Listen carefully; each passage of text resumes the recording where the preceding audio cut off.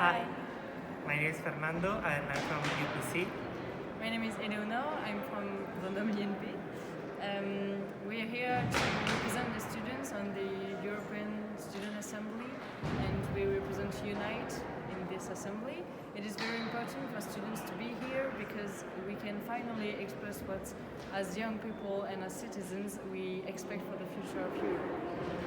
In our panel, that was panel 3, about if there should be a European Health Union, we talk about the importance that advancing together in this subject has for our future, especially after the pandemic, just as it has been done with many other topics that have brought a lot of benefits for the European citizens. Some of the conclusions we have reached are concrete actions to create or to integrate this European Health Union, and also some other more general to